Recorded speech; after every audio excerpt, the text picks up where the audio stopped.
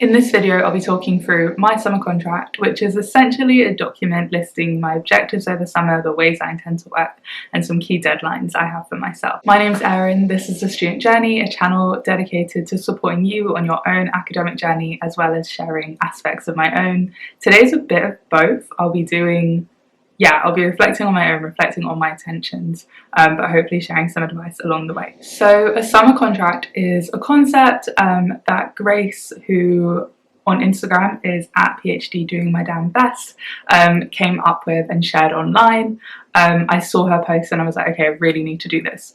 The reason people put a summer contract in place or have, really well-defined ways of working over summer is because it is such a weird time as a PhD student.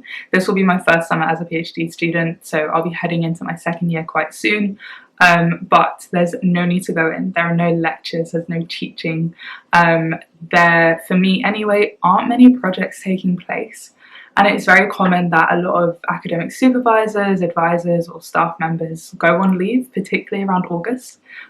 So you are kind of left to your own devices, but the expectation is that you're still being productive apart from the times where you do take leave yourself. And don't get me wrong, I am loving the freedom. I'm loving not having the chaotic timetable I had, particularly my first and second term, but I am also a bit like, oh okay, I am working from home, I am completely in charge of myself, and that can be really scary. So I love the idea of a summer contract to kind of hold yourself to account, to project manage yourself better, and hopefully get the work done that you say you'll get done, because we all know what it's like to kind of have a goal and just never go back to it. So this video and my contract are split into three main parts. Those are my academic goals for the summer, my personal goals for the summer, which are still quite work related, they're just not PhD related, and then my ways of working. How do I want to structure my week and structure my day? So the first section on academic goals can also be split into smaller components, which are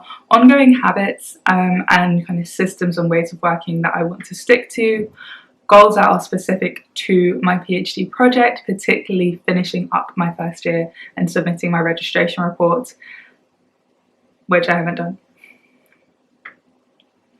Goals around my second year, focusing particularly on my methodology and getting stuff in place before I return to Cambridge next term. And finally, just professional development, working on myself as a researcher, as a PhD student, but not in a way that is specific to my PhD project. So my two ongoing goals are very simple. I just want to really fix up on my referencing, so having a really clear daily system for collecting and managing my references using something like Mendeley or Zotero. I have brought this up before. The second is continuing to write in my research journal. I'm getting to the point where I'm getting closer to working on my methodology, to finding a sample. So I want to make sure that I have those ongoing reflections and kind of internal discussions, particularly if I'm not necessarily in my department communicating with other people about the work I'm doing. The goals related to my first year are extremely simple. They are just submit my registration report Viva.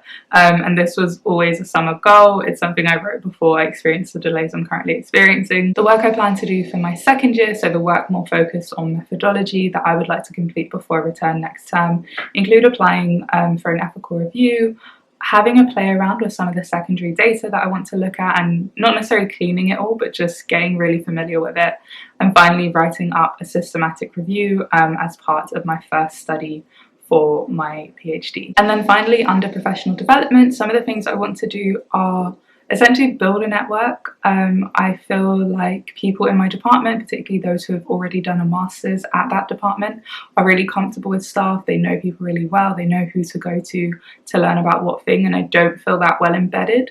I want to create that same network, whether it's within the department, within the university, or beyond. I just kind of want, a group of informal mentors, or I don't really know what else to call them, but people who are at a senior level who have done their PhD and who can kind of advise and guide me. So I feel like if I do that, I'll have multiple people to go to during my PhD. It can be extremely lonely. There is no one person who has done exactly what you're doing, otherwise you won't be doing it. So I want to really kind of seek out who those people are who have some similar interests but are further ahead, so that I can connect with them and reach out to them if needed. The other personal development goal is quite ambitious, and this is where I'll need to put in a lot of work to make sure I actually do this, and that is to begin the process of writing up an academic article to submit to a research journal. This is something I did before I did my PhD, but I did it during COVID. It was extremely hectic, difficult, all of the words.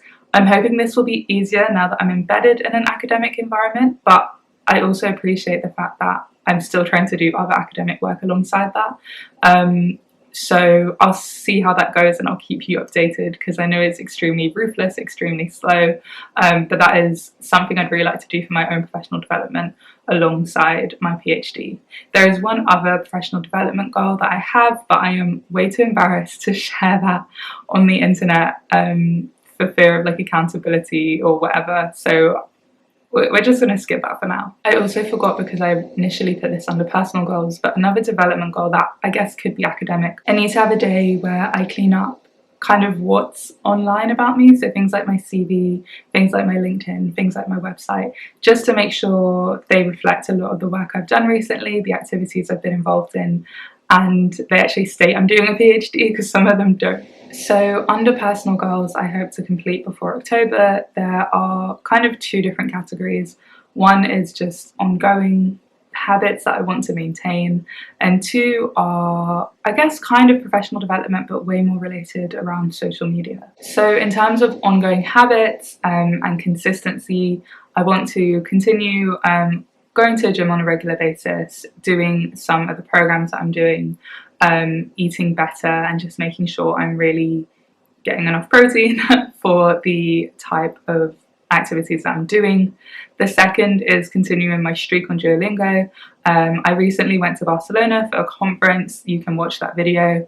My Spanish did not save me at all, so I would like to be more intentional about my learning of Spanish. I think, yes, Duolingo is a cool app and it's really helpful, but I want to do other things, such as have a notebook where I'm writing new words that I'm learning, or watching shows in Spanish on Netflix and stuff like that. So that's something I would like to do kind of for fun, and to take a break from my academic work. And the final one, and this kind of paves the way into the social media discussion, is I want to upload way more consistently, whether that be on YouTube, but also on kind of more personal social media.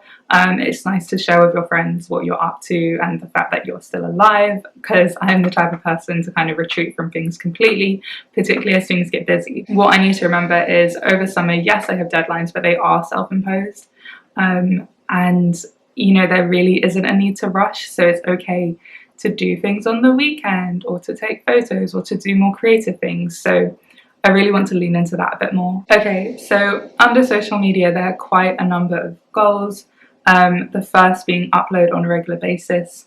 If I continue to work the way I intend to work, I would love to be uploading 2 videos a week over the summer, and then move that into 1 video a week as I return to kind of term time. In addition to that, I kind of just want to upskill. I really enjoyed uploading things, but I want to, I guess, get better at things like editing and just be way more comfortable in this space. Things like editing, things like the really basic YouTube things, basically. I want to get better at that and dedicate some key time to working on those skills rather than just producing. I really want to feel like I am a bit more well-rounded as a content creator. So yeah, see how that goes. Another thing is I have a lot of old content. So this is not the first time I have tried to YouTube. Like, I have YouTubed and quit and YouTubed and quit and YouTubed and quit. And I think it would be really nice to make use of that kind of backlog of footage. So that's something I'd really like to take the time to do, to kind of filter through, see what's interesting, see what's worth sharing, and maybe even reflecting on some of those past experiences. And finally, I eventually want to tell people I have YouTube. I have like one friend who knows I have a channel and has seen that channel. Beyond that, some people know I YouTube, but they have no idea where my YouTube is. And beyond that, absolutely no one knows. And I think it would be nice to feel like in September I'm really comfortable and happy with the work I've produced, and therefore would be comfortable sharing it with people I actually know. So that's a maybe goal, basically. Okay, moving on to ways of working. And this is something Grace said on her Instagram, was, as well as having these deadlines and these goals, think about how you'd like to work over the summer period. Like, what do your days look like? And what was really important was she emphasized, you don't need to be doing a really intense 8 till 6. It's not that deep. Work at a pace that is comfortable, and take advantage of the fact that you don't have all these other distractions. So what I have written down is that I would like to do a 4-day PhD week. So Monday to Thursday I want to work on my PhD, and then on Fridays I want to work on my professional development. So doing things like YouTubing, maybe looking into conferences, looking into mentors, doing the side that's a bit more enjoyable. And whilst that's not really a 4-day working week, it just means that my Monday to Thursday is very focused and my Friday is very focused. And I only started that this week, and it has been enjoyable. It has worked. There have definitely been days on Wednesday where I'm I just want to edit and upload. I just want to get that out of my system. I like feeling like a task has been done. But I was able to just chill, wait, and then do that work on Friday, and on Friday ensure that I didn't do any academic work. It was a really nice mental split between the work I do, and it just means there is a dedicated time, because if it weren't for that I would just be oh, I'll do it when I do it, and maybe I'll do it and maybe I won't, who knows. So yeah, 4-day work, 4-day PhD week, 1-day work day, and then ideally my weekends will be chill. Hopefully then opportunity for me to, go out, meet friends, explore my local area, do new activities. Yeah, that's the plan. I know what I'm like when it comes to overworking, and I don't think it would be such a difficult habit to knock. But hopefully having that key focus over the week will be helpful. Also just making plans with friends well in advance, so that I can't kind of say to myself, oh, you have nothing to do anyway, you might as well read this book, you might as well read this article, you might as well do some writing. So yeah, I'll try and do that. In terms of my Monday to Fridays, I really want to go to the gym in the morning, have a clear stop working point in the day, which I have started to do by having an alarm on my phone. I did that when I had a paid job. I would literally, my phone would go off at 5 and it'd be stop working, you're not being paid, just stop. Whilst that's not as clear cut, now as a PhD student I'm trying my best to treat this like a job. So what I do is I have an alarm at 4:30 that says stop working, use this 30 minutes to wind down, to sort your references, to plan tomorrow so that you're not kind of nervous about what happens next. And I'm really enjoying having that wind down period, and then we'll use my evenings to enjoy hobbies such as learning Spanish. Yeah, that is the plan. Another thing I'd really like to do is go on a walk every day. I know that's a thing everyone picked up in the pandemic. I don't do that, not for any particular reason. I think actually the reason is probably because I go to the gym. I'm okay, cool, I got my exercise out the way, I can just sit on my butt all day. But that can be really unhealthy, and I tend to find that I will, as soon as I get back from the gym and I've showered and whatever, I will just be sitting non-stop, and I barely give myself breaks. So I think going for a walk each day, or doing something to really disrupt my day, sorry, not really disrupt, but to break up that working, is really important. It's something, again, I really struggle with. I truly do struggle with stopping working, which is such a lame problem to have. But if I could do something in the middle of the day and reassure myself yes, you will get back into that state of flow, it will be okay, that would be an incredible achievement. So to conclude, the plan is Monday to Friday I'm working, with Friday being dedicated to professional development and YouTube. Each morning I want to go to the gym, apart from my rest days of course, come back, work until lunchtime, take some sort of scheduled break, maybe that includes a walk outside, then get back to work, alarm goes off at 4:30, I stop working, or I use 30 minutes to kind of wind down, sort my references, and prepare for the next day. And then I have the evening to do my hobbies, and I'll work out what they are beyond Spanish. Maybe something like yoga or something musical would be really cool. But I appreciate this channel isn't really for that purpose. And then weekends I will try not to work. I say recording this on a Saturday, but it's all good. Yeah, I'm gonna plan weekends, do nice things. Maybe if I make content about doing that nice thing, it will motivate me even more. I don't really know. Thank you so much for watching this video. If you are at all interested in how my summer is going, you can watch my Barcelona International Conference vlog.